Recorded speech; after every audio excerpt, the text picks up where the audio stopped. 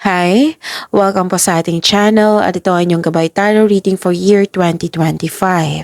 Tungkol po ito sa iyong ka-year-end money and love life. Please be reminded kung naka-resonate kayo, comment down. Kung hindi kayo naka-resonate, ibigay niyo po sa iba kasi general reading po ito. Maraming salamat po sa inyong patuloy na suporta at maraming salamat din po sa mga hindi nag-skip ng ads. Gamitin ang reading na ito bilang gabay lamang sa mga hindi pa nag-subscribe. Subscribe na po kayo at click bell notification para malaman nyo na may bago tayong video. Para sa mga gustong magpa-reading po, just comment link LINK at abangan ang aking reply. Kung may narinig kayo or may nakita kayong repeating message, meaning to say pinupush ng cards nyo yan, kasi ang ilan sa inyo hindi pa binigyan ng atensyon. Na kung maaari din po, bigyan nyo po ng solusyon at aksyon. Remember, at the end of the day, alam mo na ikaw lang ang taong may kakayahan at responsable na gumawa ng sarili mong katotohanan at kinabukasan.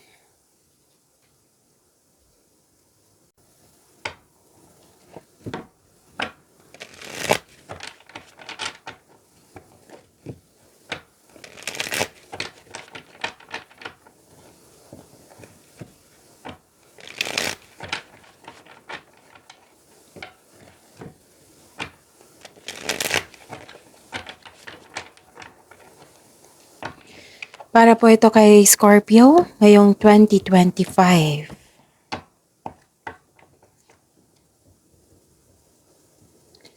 Spirits Guide, January 2025 po, 2025. January 2025 para po kay Scorpio. Mensahe ganap po.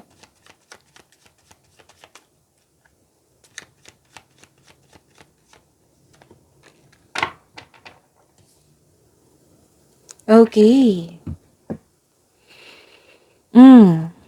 Celebration, togetherness.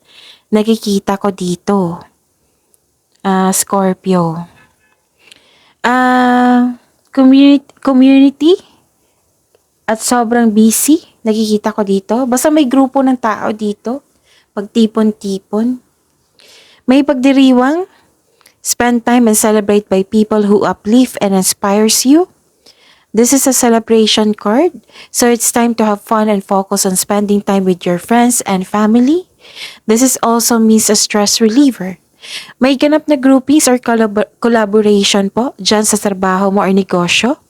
Itong mga taong to ay buo ang suporta sa iyo. Oo, magkaroon ng, basta may outing dito, pwedeng company outing din. So, celebrating with good friends or family is what you need most right now. Sa buhay pag-ibig po sa mga single, maaring makatagpo ka ng new partner through friends.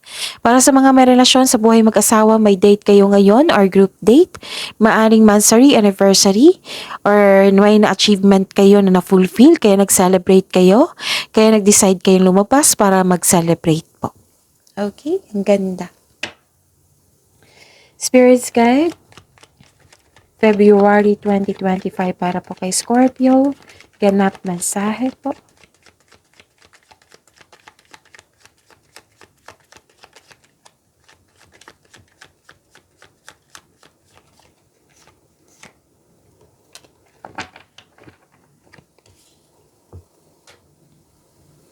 Okay.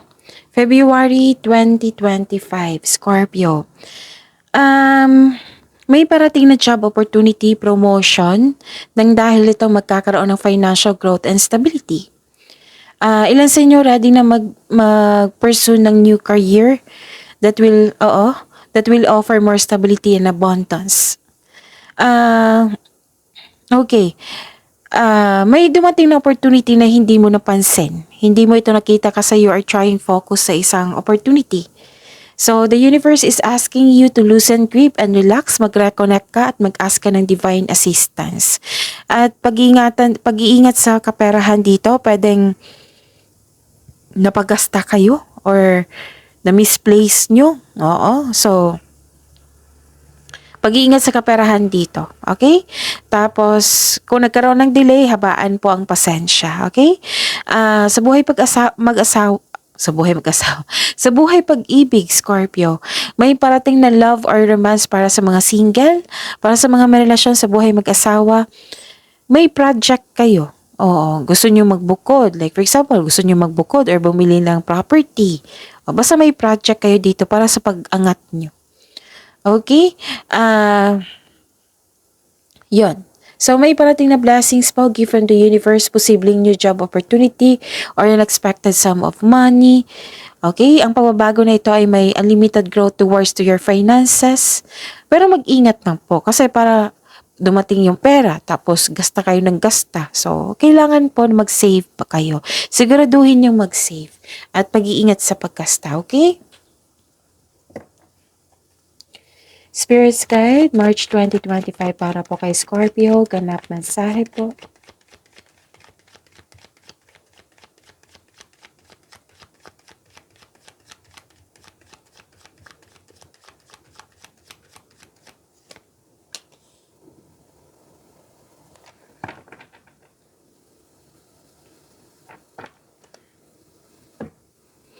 Okay.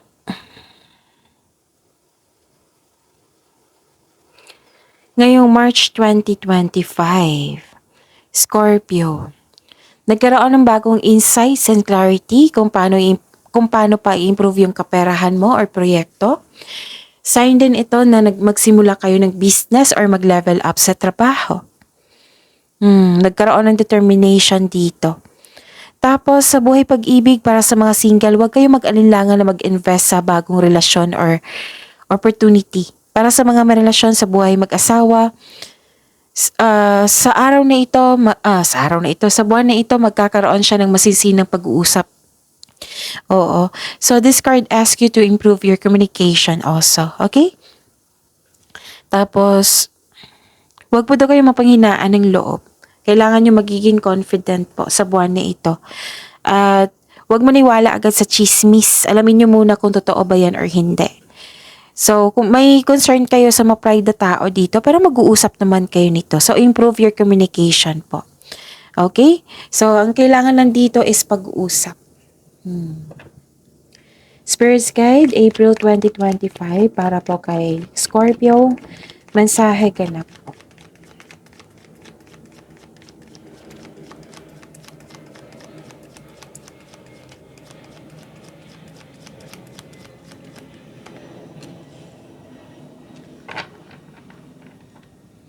Okay. Ngayong April 2025. Nakita ko dito na nagkaroon po ng you're feeling powerful and enjoying being recognized in the workplace. So, nagkaroon ng recognition.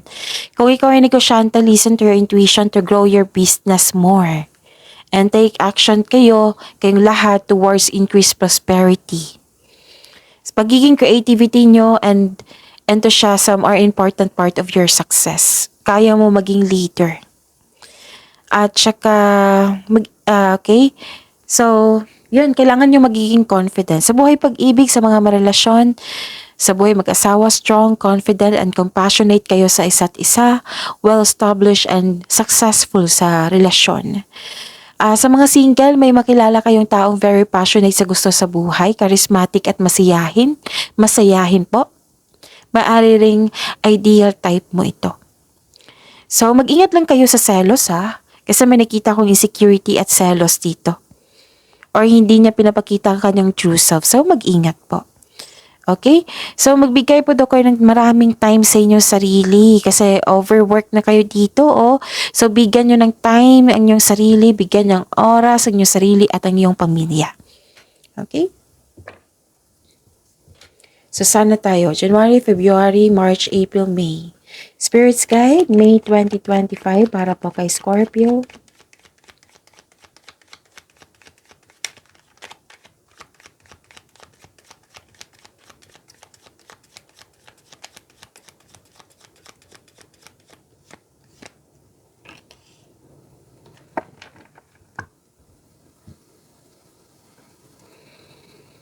Okay.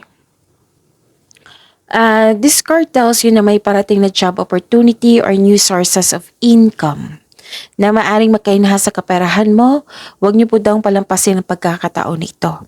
Pwede din nag-enjoy ka sa current work mo o masaya ka sa workplace mo or magaan kasama yung katrabaho mo. So, ikaw ay nagpo-focus sa self-love and taking time for yourself. Para sa magkaroon na personal development. Sa buhay pag-ibig,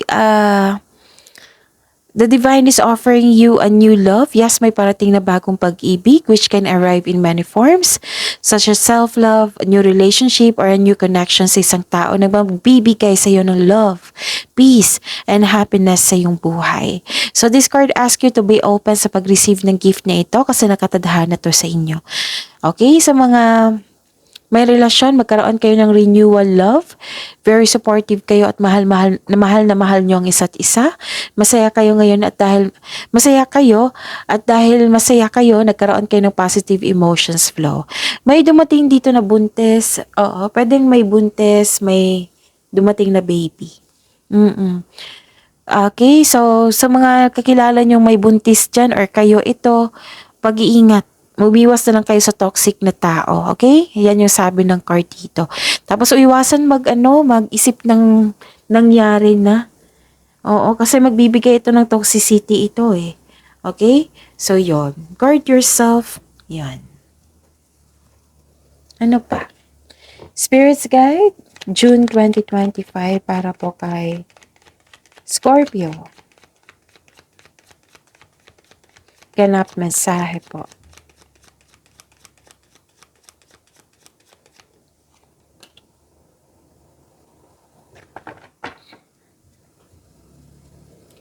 Okay. Nakikita ko dito na nagkaroon ng okay, may mensahe To achieve a success in career and money, kailangan mo mag-focus, comes with determination and clear intention. Now, this is a time to create a concrete plan. Ang ilan sa inyo umuwi ng successful. This is also means traveling. You are moving forward to the next level. You use your intuition to guide you to the next phase of your life and confidence. Sa buhay pag-ibig po, sa mga single, this card tells you na huwag madaliin upang magkaroon kayo ng relasyon. Kailangan magkaroon kayo ng same vision for the future upang sa gayon magkaroon kayo ng healthy relationship soon.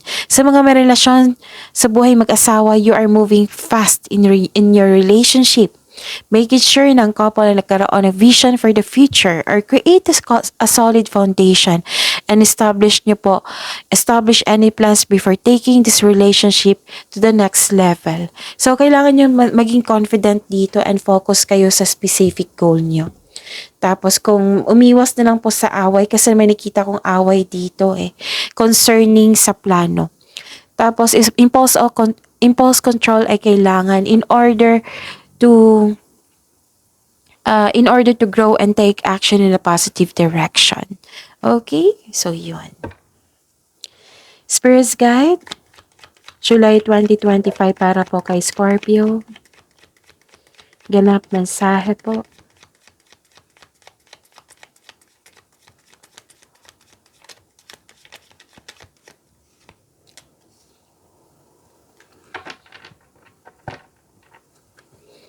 Okay. Nakita ko dito na nagkaroon po ng okay, habaan ng pasensya. Okay, kasi may matigas ang ulo dito na ayaw makinig sa inyo. Or, yun. Habaan ng pasensya, huwag kayong mag-give up. Nakaranas ka ng struggle sa trabaho or negosyo? This is only temporary, huwag kayong sumuko. Oras na para gawin ang huling hakbang tungo sa pagtatapos na iyong proyekto or pagtatapos ng pangmatagalang pagsusumikap. Okay? So, sa buhay pag-ibig, para sa mga single, makakaranas ka ng hirap sa pagtanggap ng bagong tao. Gusto mong pumasok sa buhay ng pag-ibig pero guarded ka. Try to fix and forgive yourself first bago tumanggap ng relasyon upang sa gayo'y maagaan ang iyong pakiramdam at isipan para harapin ang bagong yugto ng iyong buhay pag-ibig. Para sa mga marelasyon sa buhay mag-asawa, mahaba ang pasensya mo sa iyong partner. Isa sa inyo nagkaroon ng mataas na ego or matigas ang ulo, ayaw makinig. Nagkaroon ng pagod, nakaramdam ka ng pagod pero ayaw mong sumuko. Subukang maglaan ng oras para mag-usap kayo tungkol sa iyong hinanaing nang malaman din niya na nagkaroon ka ng hirap sa adjustment. Okay? So, yun. Huwag kayong sumuko. Don't give up. Spirits Guide, August 2025 para po kay Scorpio. Ganap mensahe po.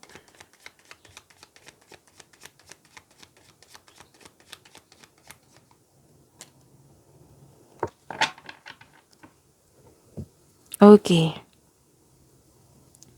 Scorpio, nakita ko dito na yung nagkaroon ng defensiveness or paninindigan. May ganap na negotiation for may ganap na negotiation, negosasyon po for a raise ng allowance, sweldo o contract. Yes, magkakaroon ng successful agreement. Challenges may arise in your career and money pero temporary lang po ito. Okay? So may ganap na pinagtanggol mo yung kaibigan mo o miyembro ng pamilya laban sa iba, huwag po daw kayong huminto. Oo, sa distraction, kung may distraction, huwag kayong huminto. Patuloy po kayo. Okay, move forward. Pero huminto kayo kung pagod kayo, okay? So, may ganap na challenge siya sa struggle pero buong tapang mo itong harapin, katapangan at kumpiyansa sa gitna ng anumang klaseng atake. Okay? So, sa buhay pag-ibig may ganap na conflict. This card tells you to speak up for your needs and be willing to hear your partner's sides also. So, may kinakaharap kayo ng challenges pero ma-overcome niyo po ito. Sa mga single, huwag kayong matakot sa difficulties in love. Put a clear intention also. Okay? Yun.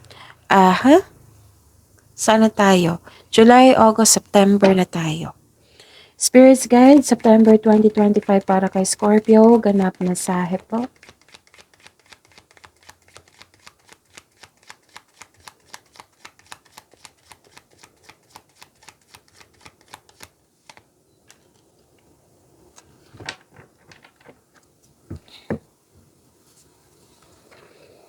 Okay.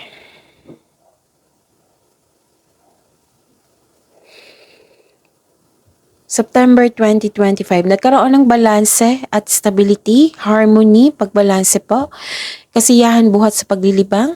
This card reminds you na magkaroon ng balanse sa schedule, panahon sa sarili at pamilya. Kasi ang ilan sa inyo wala ng time sa sarili kasi buhos ang oras natin sa trabaho or sa kaka-travel. So, kailangan ng pagbalanse nito. And nakita ko dito, nagdadalawang isip ka sa pag-travel po. If you're going to travel, enough bang money mo? Ganun. And sa career and money, tamang pag-manage po ako sa financial at budget para mas lumago pa ang iyong kaperahan. At sa buhay pag-ibig, sa mga single, buhos ang oras nyo sa pag-aaral or trabaho. Wala na kayong time sa sarili. Pagbabalanse ay kailangan po. Ganun din sa mga may relasyon. Okay?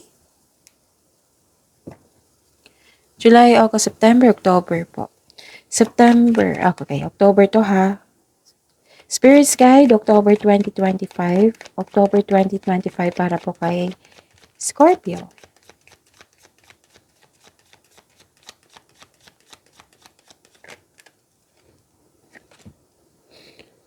Okay.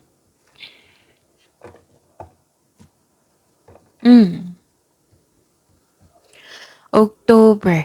Nakita ko dito na nagkaroon po ng, kung ikaw ay naghihintay ng sign to take inspired towards your goal, ito na yung sign dito sa October po. So, yun. Parang gumagawa ka ng rules dito. Naging kampante kayo sa inyong sitwasyon. May isang tao dito na magbibigay ng tulong sa inyo or malaki ang kanyang influence. Ano to siya boss type or may kaya. So, own your space with confidence. Ano to mahigit pa to sa success, victory.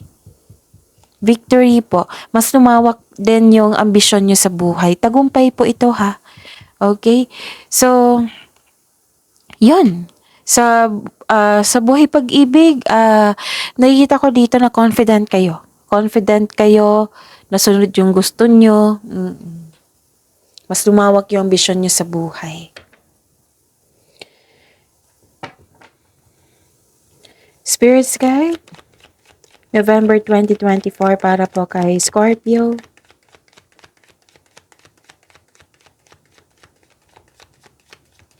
Message, ganap po.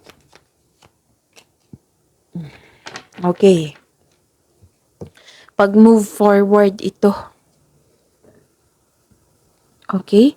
So, pag move forward ito, silver linings, moving on. At saka, this is ano to ha? Pwedeng may naalala kayo, nalungkot kayo, ganon. Pero nakikita ko dito, mas nangibabaw yung silver linings at pag-move forward. This is a hope sign.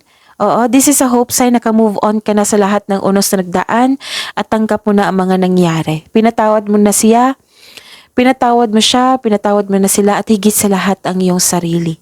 Nagkaroon ng healing, hope, and growth sa buwan na ito. Ang ganda. Okay? So, yun. Na-overcome mo na yung mga obstacles, challenges, nagkaroon ng hope and healing. Spirit's Guide, December 2025 para po kay Scorpio.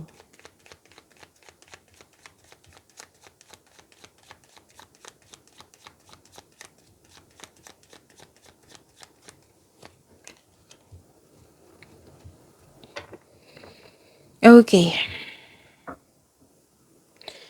December 2025. Nakikita ko dito na okay, success Nakikita ko yung success dito. Financial security is yours. So relax and enjoy mo yung achievement mo. Take a break kung ikaw ay nagtatrabaho. Para sa pagbalik mo, recharge ka na. Work can wait. You still be abundant after a well-deserved vacation. Okay? May nakita rin ako dito nag-renovate, nag-decorate sa bahay. You are focused now on what brings you the most peace. Okay? And sa buhay pag-ibig, sa mga single, you've been doing great. You've been doing a great job to love yourself. And may potential din na may ma-meet kang posibleng romantic partner. So do something special for yourself. Treat mo yung sarili mo dahil deserve mo ito. Sa buhay mag-asawa sa mga may relasyon, happy kayo dito You are focused on peace of mind. Busy kayo dito sa kaka-decorate, may binibili kayong mga gamit, pwedeng renovation ito. Basta lahat ng tinanim mo nagbo-bloom. This is your nagkaroon ng pag-angat sa inyong buhay. May paalala lang po ang card niyo po dito, Scorpio, na do not overspend. Huwag kayong magpagod, huwag kayong kailangan namang time for relaxation, balansehin ang oras. And may reminder din ng card niyo po dito na overspending. So, kailangan yung balansehin ang inyong kaperahan. Okay? Kasi nakita ko dito nag-overspend. Okay, so yun. Huwag niyo kalimutan mag-subscribe. Please like, subscribe, and click bell button for notification para updated po kayo sa daily tarot reading natin. Maraming salamat po.